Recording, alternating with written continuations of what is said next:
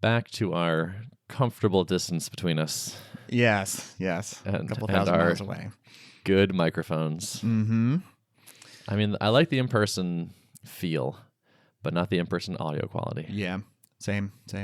I'm a stickler for that, you know? Like, I like that we take that seriously. Mm-hmm. I think that's worth sweating in this medium where, like, you know, it matters a lot.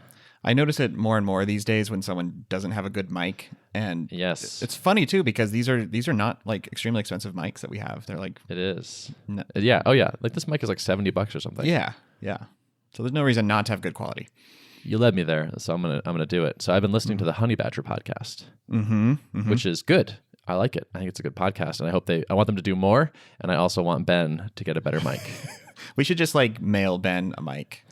Yeah, it's like and the other two guys, Josh and Star, both have good mics. So like they sound good, and then it's like, why is Ben in a cave with echoes?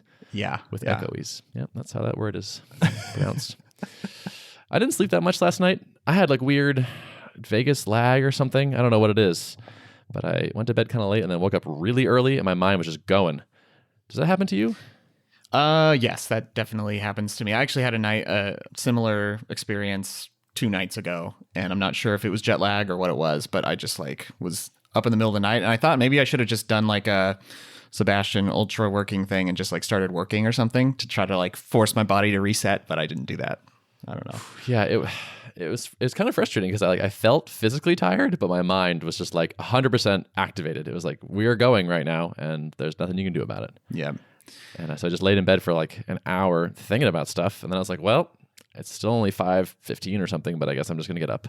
Mm-hmm. It's so frustrating.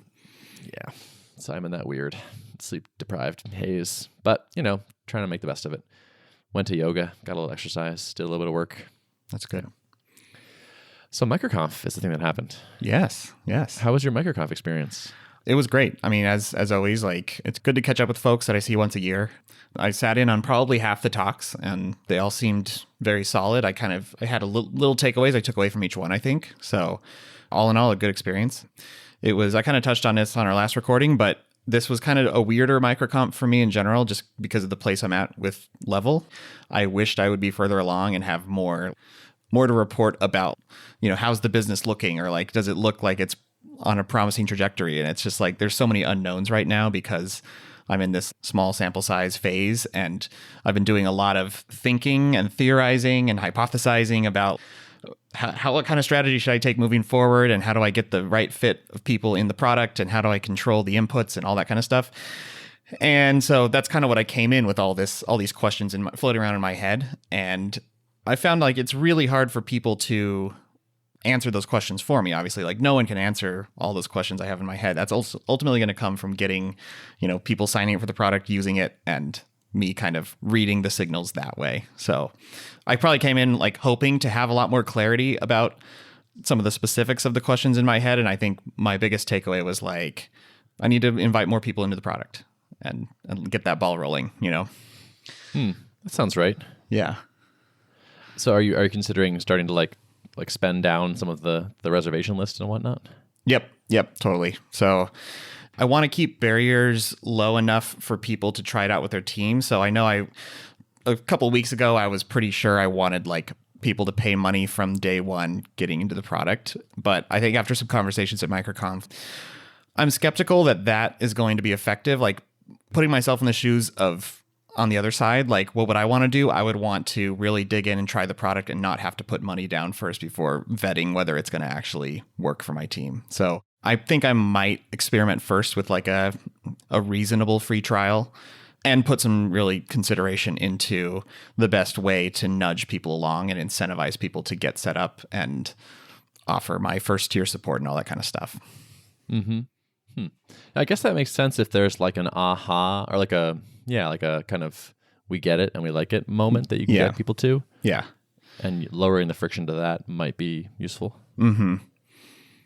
Part of me is like some sort of alarm goes off with that. Yeah. Where it's like, oh, are you going to get people that are like actually serious about doing it? Or are they going to kind of like log in twice and then be like, all right, cool, I got to see level. Mm-hmm. But if they do that, it doesn't harm me. If there are a lot of people that do that, if 80 people out of 100 do that, it's not going to tip the product over. It's not like I'm going to all of a sudden have scaling costs associated with those type of people.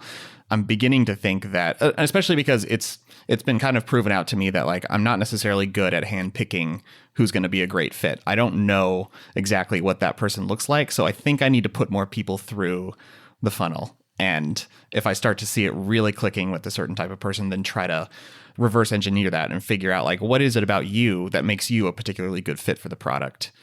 Yeah. Yep, that sounds reasonable. It'll push you towards like a decision, right? Or like so just like an evaluation point. Yeah. Where like I put more people through, what's the feedback like? Does it feel like it's sticky? Are people liking it? And kind of get you to like what's going on here. And if it's like everybody is unanimously like sign up for the product, poke around and do nothing, then that's valuable information for me to take and adjust from there. So I'm erring towards the side of like trying to get more data in than like keeping it so restricted, filtering people based on my own assumptions. Like I just feel like that's probably could be problematic and could be like cutting off good data that I otherwise could be getting if I just kind of open it up a little wider. Yep. So then you could go raise a bunch of money, get on the growth trajectory. Yeah. Yeah. Jeez. All kinds of free users. Yeah.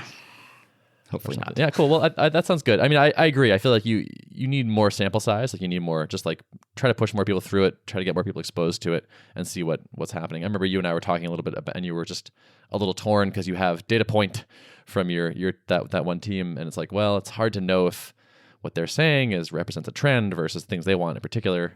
Yep. So that's a challenge. Yep. For sure. It's cool. So any other MicroConf experiences? I think that was like my big overarching takeaway. I mean, I'm curious to hear what your kind of takeaways were. Yeah, well, so I was there all week, so it was quite a lot of Vegas. That's a lot of Vegas. It's a lot of Vegas. It seems like Rob is also on board the non-Vegas train, so maybe this will be the last year in Vegas. That would be fine with me. That would be awesome. Yeah. Vegas is kind of my personal hell in a way. Mm-hmm. I'm like very noise sensitive, so I like quiet. And Vegas is like, there should always be loud music everywhere. The intensity there, like I had earplugs in at dinner a bunch of times and just walking around, it's just like this whole place is just loud and flashy and just not my scene so much. I'm pro anti-Vegas. Bitching about Vegas aside, I had a good time. So I did growth first, and I stuck to my plan of not really seeing that many talks. I did catch Chris from Wistia because I have to represent my local team, support the local team. They're just over the border. And so I saw that, and he did a nice job. And then I basically didn't go to any other talks. Wow. Okay. Yeah. I think I saw 2, and then the Q&A with Jason. And then I was like, all right, cool. I'm ready to socialize with people. And that's what I did. And I hung out in the hallway, and I had dinner with a bunch of people. I think I ate every meal with somebody else. It was great. It was just what I was looking for. Stayed up late talking to people, just sacrificed sleep to get more time in. Just on pure like being friends with people mode. That's cool. Was it mostly just making connections with people, or did you have specific questions for specific people tactically for Tuple? Or I didn't really have many questions. I didn't come with so much of a goal of like I should figure this out. It was honestly more like social. Like networking is not quite the right word, because I wasn't like, I want to get business value from these relationships. It's more like I get energized talking to other people that do what we do. And I like catching them up on what we're doing and talking late into the night about, I can just talk shop forever and it doesn't get boring. So I just wanted to do that as much as possible with people that are in that same boat. Yeah, that's cool. Yeah. So that was growth for me. That was good. I did notice an interesting trend though. Like there are a lot of people that there were growth adjacent. So they didn't buy a ticket to the conference, but they went there to hang out with other people that were going to growth. Oh, interesting. So there were people that did that last year. There were more people that did that this year. And I talked to some people that said they think they might do that next year. And I think that's kind of like a trend worth paying attention to, where like I think MicroConf has 100% accomplished the goal of like being the center of gravity where like all these wonderful people go and hang out. But I think there are more people that are getting more from the conversations than the talks. I don't know what kind of sign that is. Like, is it a bad sign? I don't think so, because you're still like the hub. But I do feel like there are more people that are kind of like opting out of the talks, which is what and I did it too. Sitting in a conference room and listening to talks is just not that great. I don't think it's an awesome experience. And so I get that the conference is a conference. And so being like, well, the conference has talks and that's how you do a conference. But at the same time, I've been questioning more and more like people listening to a lecture as being like the best use of their time almost. Mm-hmm. Oh, I think that's great feedback to share with Rob and Mike. And I know that. Yeah, I should do that as opposed to on this podcast. Well, I know Rob listens at least. So. I know. No, but I mean, no hard feelings, Rob. I know it's something that Rob, though, he talks about it publicly, saying like the hallway track is just as valuable as the speaker track, if not more. And so I know it's something they're aware of. I'm curious. Like, it's an interesting problem to solve because I feel like a lot of conferences, you don't really see many of them breaking outside of the typical mold of having talks. And so I don't know what that really looks like, but I agree with you that it seems like there's like the model could be shifted a bit probably to put more emphasis on the hallway track. However you do that, I agree. I don't think I'm telling them something they don't know. It could just be that if you've been to MicroConf 5 times, you have so many friends you want to see that the talks don't make sense for you. But if it's your first or second time, you have this activity to go do that you know is going to provide some value that if you don't have as many people to go talk to, it's sort of a good framework of something positive. So it could just be that like I and the people that have been going longer have like slightly different needs than the people that are slightly newer to it. I don't know how to solve for everybody. It's an interesting challenge. Yeah, and I think that like if I remember earlier MicroConfs, it seemed like in general the community was much earlier on in their journeys, and so the talks could be very, very tactical and like a lot of new information for most people sitting in the room. And minds were blown when Heaton Shaw and Jason Cohen would get up on stage and talk about like what it actually takes to get traction on a new product. And that was pretty magical at the time. And I think it still would be for a certain cohort of people. But when you're talking to a growth audience, I feel like it's harder to get more value out of the talks than it is getting from just conversing with people, Right. And because your businesses like kind of drift apart, I imagine, as they age, like they get more different. So it's like advice becomes harder to give for a large group versus at Starter, half the people there haven't started. So you can talk about some basics and it's very likely valuable to a lot of them. I'm guessing like kind of the split with Starter and Growth was kind of the first stab at like how do we make things more relevant for people, which I think was a good move. I don't know, I've been thinking almost there's another split maybe. So as I was like speaking and MCing over at Starter, I was thinking like there's actually a pretty big difference between somebody that has not started and someone that has started but is just new to it. That's a pretty different phase. So it's a challenge, but overall a huge success in terms of like all these great people show up, and that's the most important thing. So like crushing it on that front. But I wonder if there's like another evolution in there that could make it even better for the slightly more seasoned attendees. Mm-hmm. Mm-hmm. I suspect there is. Yeah. But so at Starter, it was interesting. MC'd this year, which is pretty cool. Got up on stage a whole bunch. People seemed to like it. I didn't think I was doing anything particularly special. I was just kind of walking up and introducing people and then getting off stage and like telling people like, we're gonna go to lunch now and come back in an hour. Like, a bunch of people were just like, "You're crushing it up there," and I was like, "Okay, cool, good." It's also interesting to just like be part of the conference, almost at like the organization level. That was fun to see. Like I felt very like behind the scenes and plugged into what was going on, and it was interesting. Actually, I'd say my favorite part was I ran Q&A with Rob, and so I got to think of a bunch of questions to ask him, and we had like a pretty awesome chat, I think, on stage. Nice. Yeah. Just like a live podcast episode, kind of. Like yeah, exactly. Yeah. I just basically interviewed him and like tried to hit him with some like a couple curveballs, and which he handled very nicely. Mm-hmm. But it was fun. That's cool. Yeah. Well, I've seen you on stage multiple times now. You have great like stage presence, and I think it helps when like someone feels very comfortable up there, and that kind of instills comfort in the audience, I feel like. So that's probably, I bet that's part of where the crushing it vibe was coming from. It's just felt like a nice warm environment with Ben up on stage, I hope that's true. That would be great. But yeah, so it was fun. Overall, like great experience. Was into it. Good conference. Yeah, agreed. I had this interesting thing. I did a little tweet storm about this charge more meme that is MicroConf's sort of unofficial mantra, which is a great mantra, and most people tend to undercharge, and it's a big lever, and most people should pull it. I'm not sure it's working that well, actually. I'm not sure people are really charging more, despite being exhorted to do so often. For example, I'm going to pick on him a little bit. So Chris Gimmer, who spoke at Charger this year, Christopher Gimmer, runs Snappa. And they're on pace to do, I think, $1 million in ARR this year. So like a successful, established business. And man, such an awesome story too about the way he grew this. Really worth like checking out the notes from his talk, like microconfrecap.com. Really excellent like content SEO kind of person. But anyway, so I was talking to him and I was like, oh, I heard in a podcast you were talking about you should raise your prices. And he's like, oh yeah, like I'm running a test right now, but starting May 1st, I do want to try like raising our prices. And I was like, cool, like what are you gonna do? Like what do you charge now? It's like, well, we charge 15 now and I'm gonna test raising it to 16. Okay, very incremental. It's like, what if you tried 19 just for kicks? And he was like, woo. And then like we talked to him, like the table kind of yelled at him for 5 minutes and he's like, all right, fine, 19. So like I remember thinking like before I decided to do Tuple and that Rails course, like there's an interesting thing here where I feel like pricing is the most powerful lever you can pull for most businesses in terms of ROI, basically on effort. And everyone knows they should do it. And almost no one is doing it. Yeah.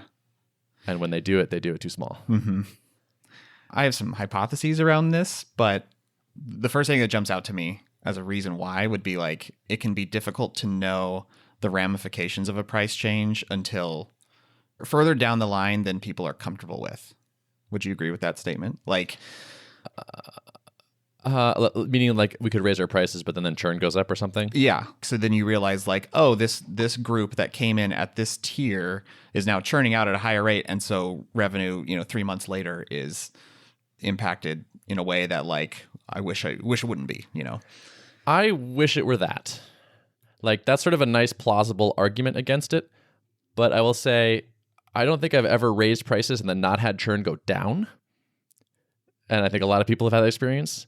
But also, I just don't think this is actually a logical phenomenon. I don't think people are thinking through this in a rigorous way and then making a decision not to test prices. I think it is totally fear-driven. Just like fear that signups will just completely drop off and people will stop. I think so. Stop signing up for the product. I think it's like, yeah. I think it's a little bit like you've built this really complicated application and you don't have any tests. And you should probably do some refactoring and like add some features, but you're really afraid of breaking it. And if it's like your livelihood and the engine is running and it could probably run better and smoother, but at least it's running. And I think a lot of people are really afraid to tinker with the engine. And I get it. Like I don't have a working engine yet. Mm-hmm. Like it's not working well enough yet. But I'm sure like once you've achieved that freedom, you're like, okay, if I don't mess this up, I don't have to get a job. That's awesome. And you start to stay in this kind of like, how do I not mess this up mentality? Snappa is like Christopher's thing is growing. The revenue's going up. So like, why mess with it? It's like, what if, I think it's a lot of it is fear around breaking the thing that you maybe don't have full faith you can put it back together. I think some of it is that it hurts to be rejected on price because price feels like a manifestation of your worth, and people saying it's not worth that feels like a rejection of you as a person. Mm-hmm. So I think it's like those two things together. Yeah. I think that makes sense. And it's interesting because those are like that fear of rejection or fear of perceived lack of value or something like that is something that you like must get comfortable with in this role. Like for example, as I'm talking about increasing my sample size, I'm basically inviting a bunch of people to come in and tell me my product is not good enough for them. Yes. Which is a little bit terrifying to me. For me, it never really got easier. And yeah, I'm just thinking back to the drip days. And it was always tough to hear that. And I don't really, once we had more momentum, it became easier to buffer against the negatives because you had a sufficient number of people who were happy and paying, and you could always fall back on that. But in the early days, it's especially difficult mentally. Yeah. This is maybe kind of just the other side of the same coin is you're secretly afraid it's not worth that price. Like it's that thing where you're so intimately aware of your shortcomings and you have this constant, I made this bias. And so like, maybe it is only worth $15 a month and 16 will be the breaking point or 19 or whatever, because they don't even know, like we have all this performance work we need to do. And if you don't save the thing in the right way, it crashes and all this stuff that that's like insider info. This just feels like such an interesting phenomenon and opportunity to me, where I actually think maybe the answer is someone else should control your pricing. Like, I don't know that that's the perfect answer, but that might be one of the answers. Where it's just like, you just cannot be mercenary enough and cold and calculated enough to test your pricing aggressively enough by yourself for your own baby. There's something interesting that could be done there potentially. Yeah. I mean, similar to why people like eventually hire like professional salespeople who are actually good at conveying value, because I feel like as a founder, like that's a major like hazard for me, is like being able to adequately sell my product, because knowing about the shortcomings means I am prone to just saying like, oh yeah, we need to refine that, or like that's not as polished as it could be. Like those are my true thoughts, but really the customer doesn't need to hear that kind of thing. The customer needs to hear you put your best foot forward on how you can actually solve their problems. And so, yeah. I'm kind of fascinated by this phenomenon. I'm pretty psyched, honestly. Like, so we've tested a lot of pricing, and I'm proud of that, I guess, because I was able to fight through that, like, fear and discomfort and whatnot. And I think it's made us a better company because of it. I want that for other people too.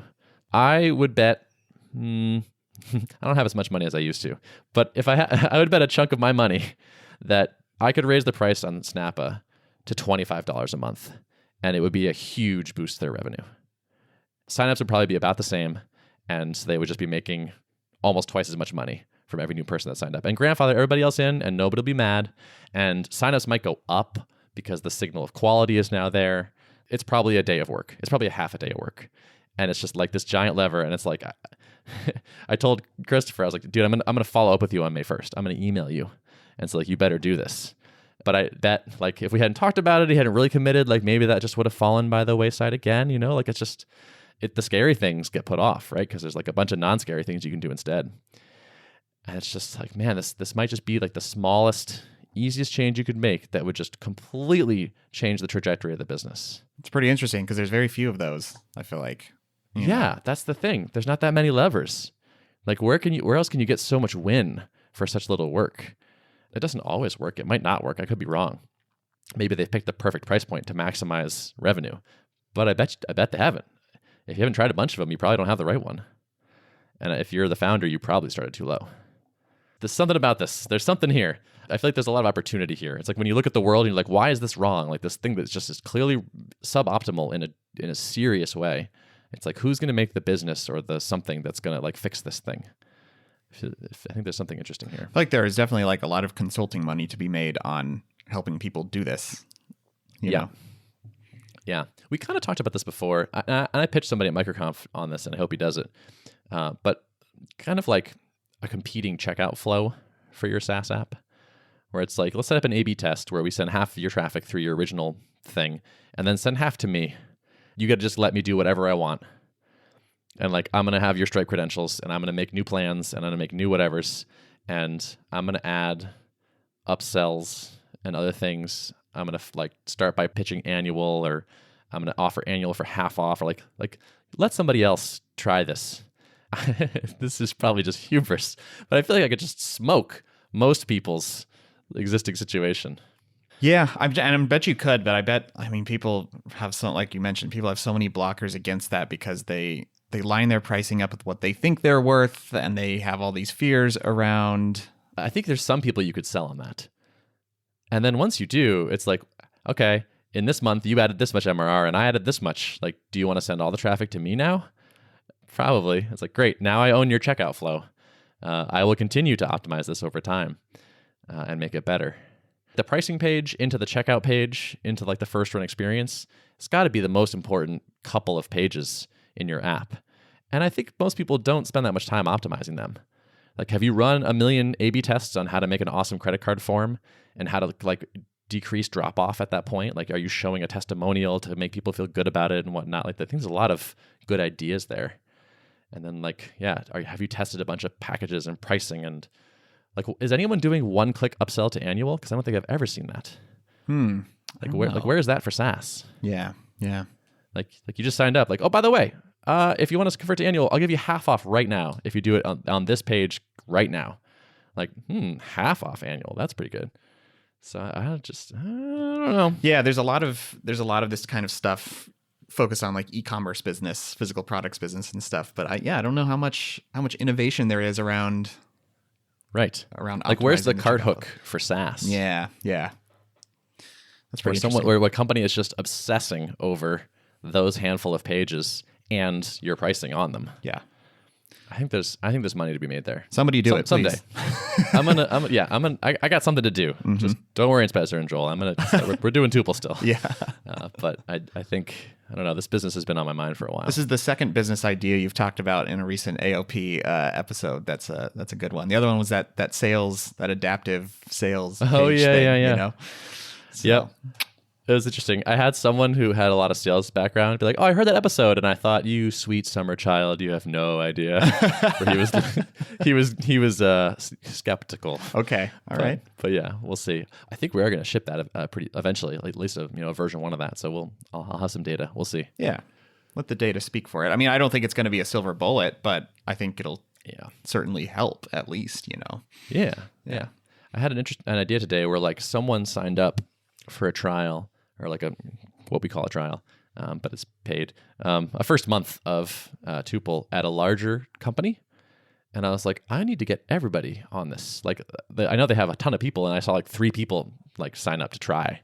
And so it's like, well, like I should find everybody on our mailing list and email them and be like, hey, just so you know, like you should reach out to our contact. He's got a link that you can use and try Tuple.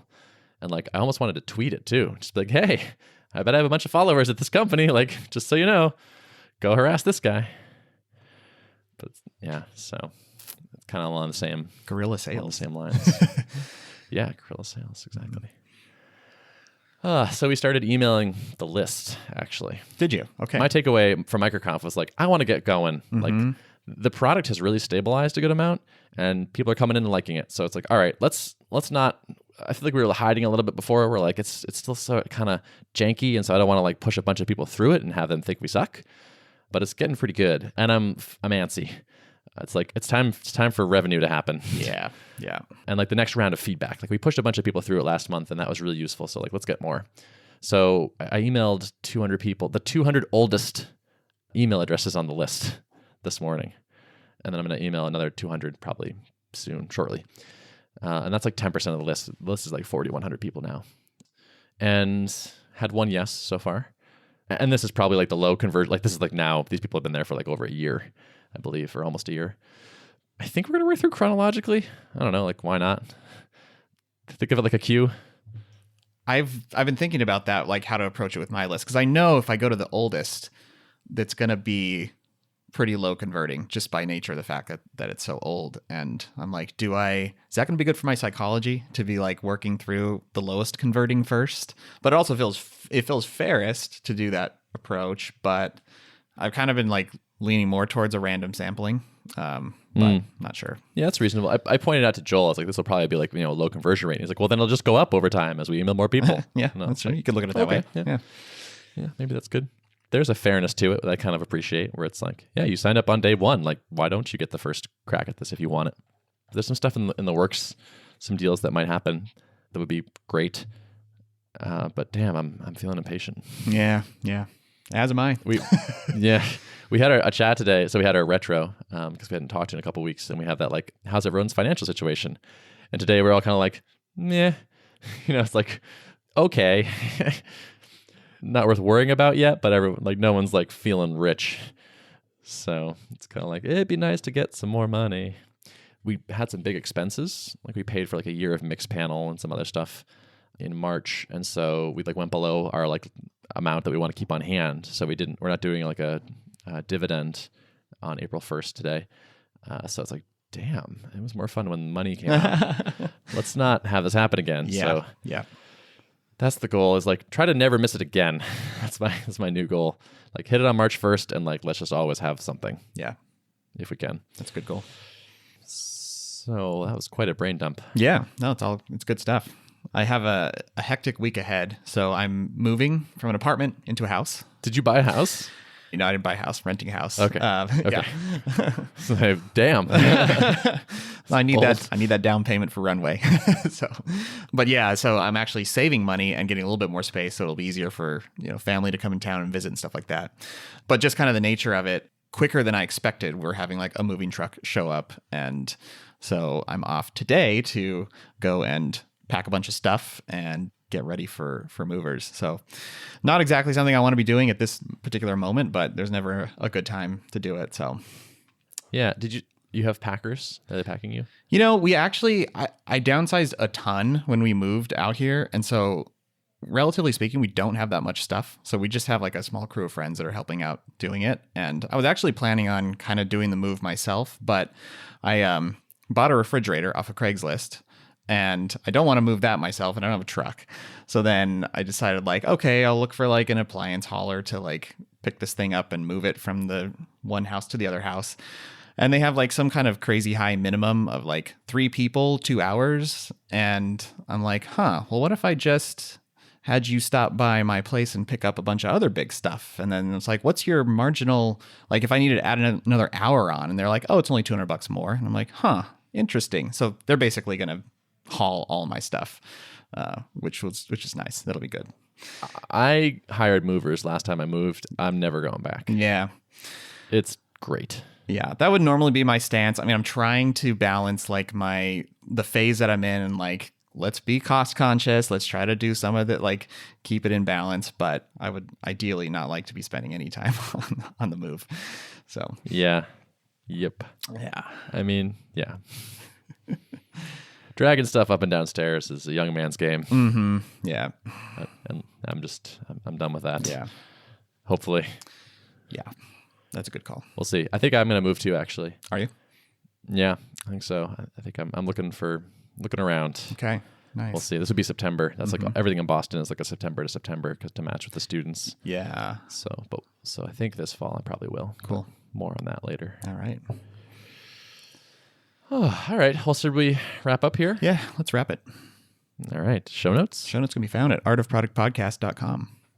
Thanks for listening. See ya.